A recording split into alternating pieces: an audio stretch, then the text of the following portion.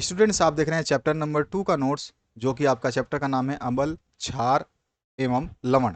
तो इस चैप्टर का जो नोट्स है पीडीएफ फॉर्म में प्रोवाइड किया जा रहा है। पीडीएफ आप डाउनलोड कर लेना, डिस्क्रिप्शन बॉक्स में अवेलेबल है। चलिए स्टार्ट करते हैं। इस चैप्टर से लेके 16 तक के सारे चैप्टर्स जो है हमने कंप्लीट करा दिए हैं। पीडीएफ फॉर्म में सारे नोट्स अवेलेबल हैं, हिंदी प्लस इंग्लिश वर्जन में। जो हिंदी मीडियम के है वो हिंदी मीडियम का डाउनलोड कर सकते हैं, जो इंग्लिश मीडियम के है वो इंग्लिश मीडियम का डाउनलोड कर सकते हैं। सबसे पहले तो यहाँ पे अम्ल बताया गया है, क्षार बताया गया है, इन दोनों में डिफरेंसेस बताए गए हैं। इन सब चीज़ों को थोड़ा सा ढंग से पढ़ लेना। यहाँ पर जो आपका आधा क्लियरिटी तो चैप्टर का ऐसे ही हो जाएगा जब ये समझ में आ जाएगा।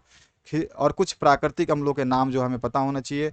अम्ल क्षार सूचक क्या होता है, लिटमस विलयन क्या होते हैं, सभी चीज़ें। गंदगी के सूचक क्या होता है पूछा जाता है। और अम्ल क्षार सूचक जो है उनका सूचक के नाम, अम्ल के साथ में रंगों में प्रतिक्रिया कैसी होती है, क्षार के साथ में रंगों में कैसी परिवर्तन हो जाते हैं, ये सारी चीज़ें इसमें बताई गई हैं। तो हर चीज़ जो है चैप्टर निचोड़ करके बताया गया है। तनु अम्ल क्या होते हैं, क्षारों और अम्लों के रासायनिक गुणों में क्या जो है आप पता लगाएंगे, कैसे पता लगाएंगे।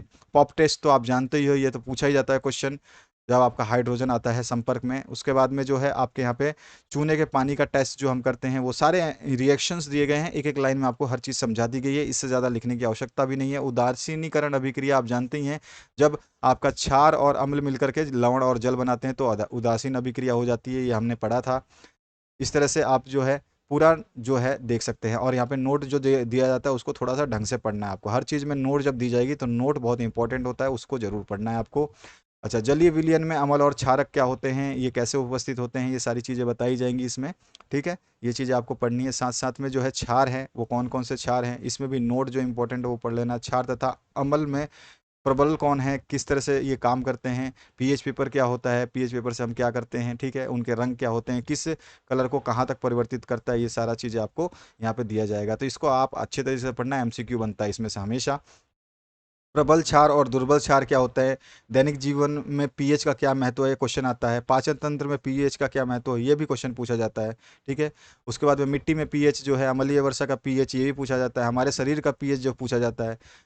तो ये सारी चीज़ें आपको पढ़नी ही पढ़नी है अच्छे तरीके से। हर चीज़ एक एक पॉइंट में समझा दी गई है, तो आपको ज़्यादा मेहनत नहीं करनी है इसमें।